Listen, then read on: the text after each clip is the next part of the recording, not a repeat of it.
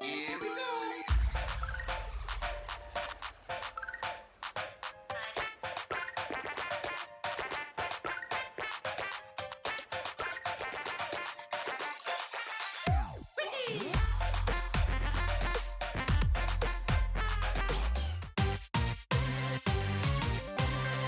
On paper, Splatoon's not too deep. You grab some guns, you grab some ink, and you go spraying. But actually, it's extremely deep. And with Splatoon 1, 2, and the Octo Expansion DLC, we have a lot to talk about, so let's dive on into it. So I know what you're thinking, Splatoon 1 is where we're gonna start. You know, that's the basis of how the story begins. But it's not. It goes way back, and in order to go back, we're gonna have to go through some things. So in Splatoon 1, you start off as a regular Inkling that's walking through the Inkopolis Plaza. You're trying to find something to do until you see an old creepy guy sticking his head out of the sewer. Like, he just stares at you from the distance, and you're like, what's this guy doing? Let me go check it out. And every time you get near him, he just ducks and hides away. And then you get mad, you get frustrated, he just keeps leaving you. He won't come say hi. You then proceed to follow him through the sewer grate, and you find out some valuable information. He needs your help apparently with some Octarian army invasion. You have no clue what the heck he's talking about, but you start to learn how this whole story starts to unravel through these things called the Sunken Scrolls. You collect these things through the story mode campaign, and they pretty much give you Splatoon lore. So let's kind of look at them and let's see what happened before all of this. The story takes place with us humans. Apparently, the ocean levels start rising and it starts killing off the human race. Since that happens, every human in the world is eventually dead. It is kind of dark if you think about it. The last human, I guess a professor, put his cat inside a capsule for that 10,000 years later, someone could open it up and someone could help to live on with the human life through Judd. The only thing left of the human race that the Inklings found was a skeleton that was 12,000 years old, and they said it depicted a ritual that he was undergoing, but clearly he was playing video games. One small thing to note is we see a game controller, a Wiimote, a disc, a Wii U gamepad, and a Wii U game system, meaning that this took place very recently. Obviously, the Wii U came out a couple of years ago, well, like 4 or 5 years ago, so this is kind of depicting the story takes off from there. Kind of weird.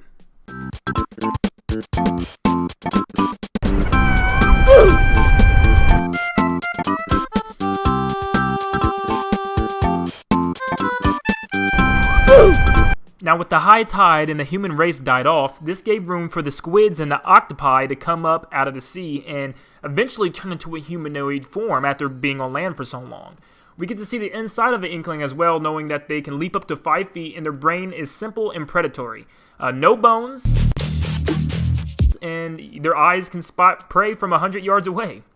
This then takes us to the octopi, where we talk about the Octarians. The Octarians dwell underground because the Inklings don't really get along with them so well. Garbage. All right. Get him out of there. They end up scheming to eventually fight the Inklings by making their own weapons and developing their own experiments. With the rising sea levels, this made little room for the Octarians and the Inklings to share space, which led to the first battle, which the Octarians won just because the Inklings couldn't wake up early enough to fight. I didn't get no sleep because of y'all.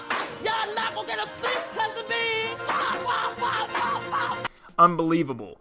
But eventually, the Octarians did not plan well because apparently it says that one of their plugs were pulled from the socket too early. I don't know if that was a, saying or did that actually happen with their mechs. But Lady Luck shone down on the Inklings, and the Inklings won the battle, and they won the Great Turf War, driving the Octolings underground. Now, the Inklings obviously won because of many factors, but one factor was their leader, being Captain Cuttlefish, which was actually really young here, and it looks like young Sheldon may have even accompanied him, giving him weapons at need. It's also written that before this Great Turf War, the Inklings and the Octolings were actually friends until the rising tide forced them to fight over the remaining land. It's kind of sad, and if you look, the Octoling leader also looks like he's wearing the same crown as DJ Octavio. The scripts then show that either before or after this Great Turf War became more of a sport between teams of 4 Inklings. So they ended up turning a war into a sport somehow, which is actually kind of cool though if you think about it. But eventually the Inklings had problems. They had power declines. They didn't have enough electricity to keep the towns and the people happy. So what did they do? They found a magical, rare, great fish called the Great Zapfish to help power the city. And that's where the story helps to take roll. While the Inklings were too busy preparing their new society, the Octarians and the newly found Octolings were preparing an invasion on the Inklings. Also around this time, two cousins from Calamari County won Inkopolis' first annual youth folk singing contest, and will later know them as the Squid Sisters. The rest of the scrolls just talk about minor things, like ink disappearing from turf wars, fashion, music, food, sending things out to space to find contact eventually later on, an anthem even for the Inklings, a magical fax machine that's controlled by someone somewhere that sends them information about how to live their life and what Splatfests are going to be what. Oh yeah, and this freaky depiction of Adam and Eve with Octarians. It's what? So pretty much one day, the Great Zapfish in the middle of Inkopolis Plaza vanishes. It's gone and the city is without electricity and slowly is depleting. So, you play as an Inkling wondrously walking around the city until you see Captain Cuttlefish sticking his head out of the sewer grate. You find out that he was the old platoon captain and he is the leader of this organization that he's creating. He will then tell you that you will be working as agent number 3, meaning that there were 2 other agents before you. So that's when it gets curious, who are these 2 other agents? You will then go around Octo Canyon trying to find out where this Great Zapfish is by defeating enemies and all kind of Octarians all over the place, being guided by Captain Cuttlefish, of course. Every now and then, an Agent 1 and Agent 2 will come onto the comm, but you can't really make out who they are until closer towards the end when they're revealed. You then finally get to the end of Octo Canyon where you're about to meet the leader and the head of the Octarians. You'll then enter a dark room where the giant Great Zapfish is just there for the taking, but Captain Cuttlefish is tied up. The Great Zapfish gets taken up into DJ Octavio's DJ booth and everything goes wild. You'll then go on a crazy long rampage of him shooting octo missiles at you and even his fists, which you have to shoot right back at him.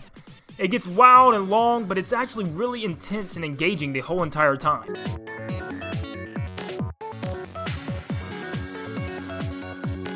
At the end of the battle, Agents 1 and Agents 2 get on the intercom, and you find out they're Callie and Marie. They end up hot-wiring DJ Octavio's DJ booth into playing the Calamari Incantation. Finally, at the end, after playing a game of Dead Man's Volley, DJ Octavio flies off towards the screen towards you, and you pop him right back into the DJ Octavio Nader Robo Contraption DJ set that he has. You have done it. You have saved Inkopolis Plaza from sudden death. You got back the Great Zapfish and even collected many Zapfish along the way for extra power and defeated the Octarian army leader, DJ Octavio. And now, for his cruel and unusual punishment, you put him in a snow globe. Yeah, sit in that snow globe. Sit in it. Now we move on to Splatoon 2, where Inkopolis Plaza does no longer exist. It's Inkopolis Square now. Yep, it got a reboot, and the Great Zapfish is still there, powering the city and everything's still natural, but something strange happens once again. Damn boy, you looking good! You go walking over to the corner, and there goes Marie this time, hiding in the sewer from you. Why is everybody in the world hiding in the sewer from us? Hiya, Georgie. You stupid. You'll walk around the square, and eventually you'll follow her down the sewer grate. So here's the story now. In Splatoon 1, the last Splatfest pit Callie versus Marie, and obviously Marie won. Callie then vanished and is nowhere to be found, so now you are playing as Agent number 4 this time, trying to find out where the heck did Callie go, and trying to figure out what is going on with the city because it seems like Octarians are starting to creep their way back in. So you go back to Octo Valley and start exploring once again. Looking at the Sunken Scrolls, one of the new things we learn is Callie and Marie move on to their own separate TV shows. Callie is getting all the stardom right now, and then that's what I guess eventually leads to her disappearance, while Marie also has her own TV show as well, where she answers problems and tries to find things that's wrong with the world, kind of like a problem-solving show, maybe looking for Callie. Next, we get an explanation for the boss fights. What it looks like they do is they take some type of octoling matter, convert it into a tentacle, and then force it inside one of the machines, which then takes the little Zapfish for power and controls the whole machine. It's kind of crazy. Around this time, Inkopolis is having another problem, the Salmonid. They come up, I think, once every like 75 years or something, and the Inklings are hiring for people to come help get these salmon eggs. We even get a little Bible verse quote thing looking here. Once again, like the Adam and Eve from Splatoon 1, this is kind of like the Moses kind of, the picture. It even has quotes and chapters and verses. So yes, once every 70 years, these salmon creatures migrate over towards like the Inkling area. and they try to, evade the land and steal Inkling fish eggs, and the Inklings have to combat them. The Salmonids plan this for a while. They have frying pans, all kind of weaponry to get ready to go, helmets and everything. This is something that they do a lot, and every 70 years is kind of scary. Alone at last. Now, obviously, with Callie and Marie gone, you're going to need a new group, a new singing group, and we kind of hear about Pearl and Marina, which we'll find out more about later, a little bit here, saying that Pearl was a little girl at the time, and she was in a little talent show yelling and screaming, and Marina was actually shown in a nightclub with DJ Octavio as he's performing, which we don't really know what is going on much there until later on. We also find out that the disappearing ink that apparently just disappears out of thin air is actually being eaten by small microbes in the air, which is also strange. But we learn more about Judd, and the professor that put Judd in the incubator actually said, Judd, in case you get lonely, I have a surprise for you. Go back into the incubator, and pretty much what it did was clone Judd and make a smaller version of him, and now we have Judd and Little Judd.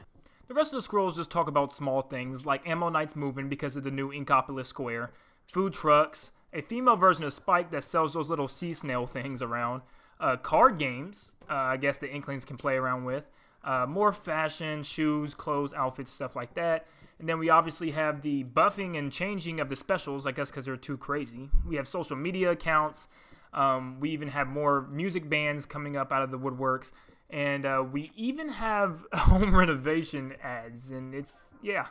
This next piece is really interesting because at first, you just read it and it says, My dearest Callie Marie, on a research trip to the Cape with Agent 3. May be late, but left dinner in fridge. So you're like, what the heck does all this mean? And if you have not played the DLC yet, you probably wouldn't understand. This is Captain Cuttlefish talking to Callie and Marie, saying that he's out right now, and it says he's out with Agent 3. Who else would be with Agent 3? It's obviously Captain Cuttlefish. And this kind of ties into where they're at, because they're not seen at all throughout Splatoon 2 before the DLC Octo Expansion is released. And we're going to touch on what they are doing later on here. So this time around, you play as Agent 4, and you're trying to help Marie find out where the heck Callie is, and you're going around defeating Octolings once again, and also taking down Octarians. You get all the way to the end until you find out once again who's behind all this crazy mess.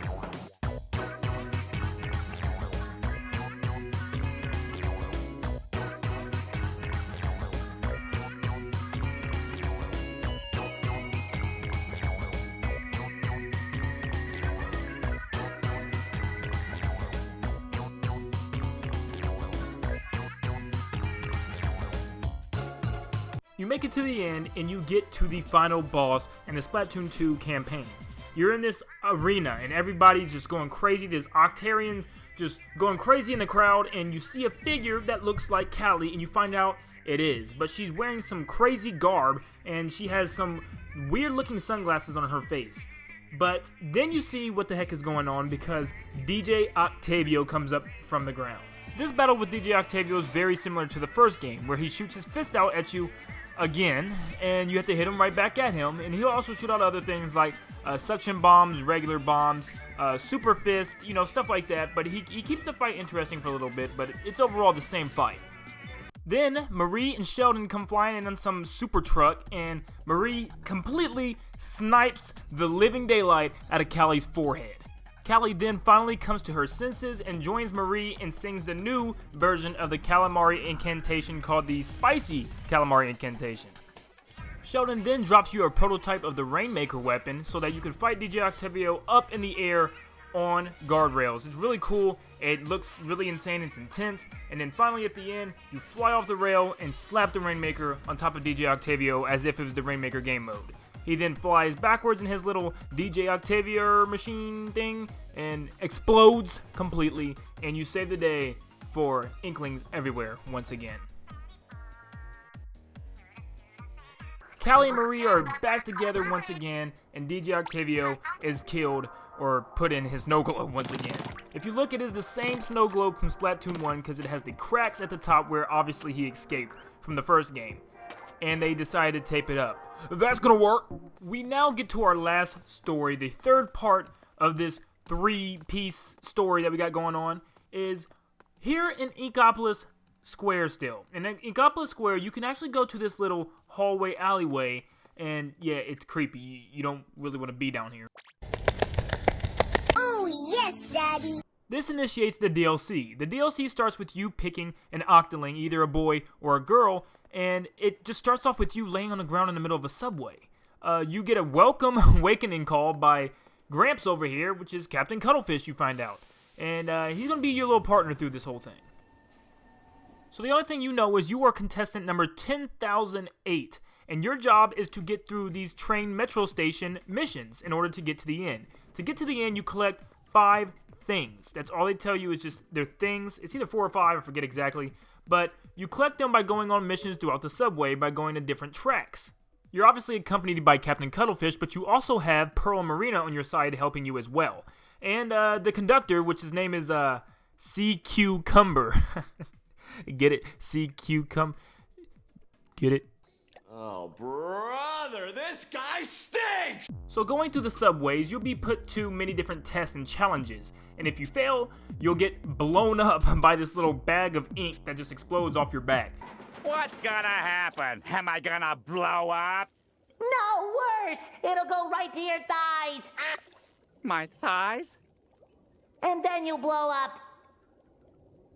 So it's like a test facility, and if you do the wrong things, you could die from it. So it's kind of challenging, and I think the odds are weighed even heavier on this Octoling than any of Agent 3 or Agent 4's tasks.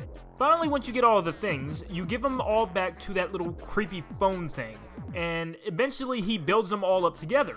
And it turns out to be some type of blender, and apparently they don't even know that it's a blender. So they get inside thinking that they're gonna escape the underground, and they find out, oh wait, yeah, it's a blender. Just in the nick of time, an old buddy comes back to help save the day.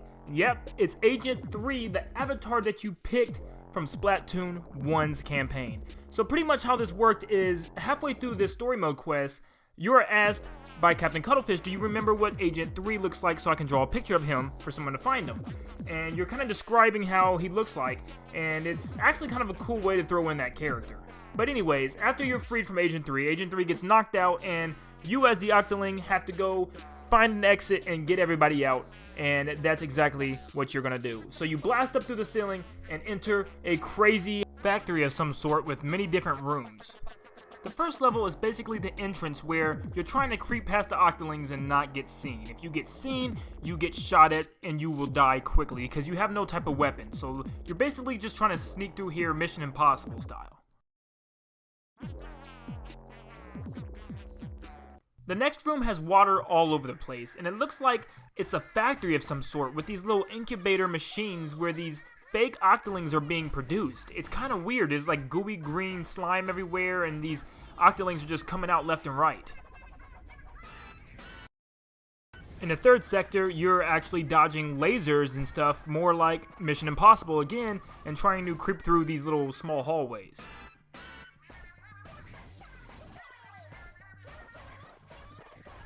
In the fourth sector, you have to let loose this energy core that's powering the whole thing in order to get up to the very top. And in order to do that, you need to use the inkjet to fly around this facility and hit these latches to unleash the energy core. You then follow the energy core to the fifth and final sector, and really, I mean, the last sector is more of an elevator, but to get to that elevator and to get it to work, you have to get the energy core to the elevator and plug it in, which could be a task. Finally, as you're going up, and some commentary from the weirdly crazed phone, you'll finally reach the very top until the elevator stops moving. You look up, you'll see Captain Cuttlefish is actually tied up and bounded to some type of flying saucer, and you will see none other than Agent 3 standing at the top of the elevator. He turns around and he has some type of evil green goop all over his face, and he is being mind controlled. Obviously, probably, most likely by the telephone. So, you're gonna have to fight, get this, the own character that you made years before in Splatoon 1. Boom! Blew your mind. When you defeat Agent 3, you'll knock him out once again. God, he's having a rough day. And you'll finally get to the top and breathe the fresh air that you have been waiting for so long. And Pearl and Marina will be right there to pick you up. While Pearl, Marina, and everybody are happy that they saved the day, Your Octoling, which is Agent 8, notices something wrong. Something comes out of the water, and it's a giant statue. And in the statue's eye is no other than the telephone. The telephone is going crazy with slime and Octoling parts all over it, and he tells how the professor created him, which kind of reverts back to the human life before the wave came. The professor tells him that he needs to carry on human life and try to get humans back to the Earth. I don't know how he's going to do that, but he's got to carry on human life. And if you notice, the statue is not just any other statue. It is no other than the Statue of Liberty. It's just beaten up and crumbled up. And pretty much, I guess humans turned this statue into a war machine because it opens its mouth and it has a giant gun sticking out, and it's going to destroy and wipe out not just Inkopolis Square, but the entire population of the world. Marina comes up with an idea to stop the statue's fire. She needs to cover it in ink, and the only way to cover it in ink is to drop ink bombs onto the statue. Agent 8 will then go down onto the statue and blow up each and every single bomb in order to cover the entire statue with ink. Once it's covered, it will have less power to shoot the laser, but the laser was still shot anyways at lower power. Pearl then jumps down and uses a mega killer whale laser to counter-react the laser from the statue and absolutely obliterate the statue and save the day. So before we continue the last part of the story and everything, let's talk about what we have here. We have Agents 1 and 2 being Callie and Marie. We have Agent 3 being the protagonist of Splatoon 1. We have Agent 4 being the protagonist of Splatoon 2. And we have Agents 5 and 6, which is Pearl and Marina. And then Agent 8, which is the Octarian protagonist in the DLC from Splatoon 2. So the question remains is who is Agent 7? There's got to be an Agent 7 if they just went 1, 2, 3, 4, 5, 6, 8. But who? And this is what I'm thinking. Many people thought it could be Captain Cuttlefish, but Captain Cuttlefish would be considered pretty much zero. He is the original OG number 1 no matter what. Then who? You know, I heard Sheldon. I've heard a lot of other things like that. But I just think Agent 7 hasn't been touched on yet. I think he has a story later on, or whoever it is has a story later on, which is weird because it would have to take place between Pearl, Marina, and Agent 8, which is weird. I don't know how that would work. But there's something we're missing that's in between all of this, and I'm sure at a later game or something we'll find out just who Agent 7 is. What's so cool is that all of these characters have some type of relationship with each other. We've seen stories of Agent 3 battling the Agent 8 Octarian multiple times, and it just wasn't shown in Splatoon 1 during the main campaign. It was like in the background. We see, you know, lots of these heroes coming together, so what if the next game had everybody come together and they all needed help from one more agent, and that being Agent 7?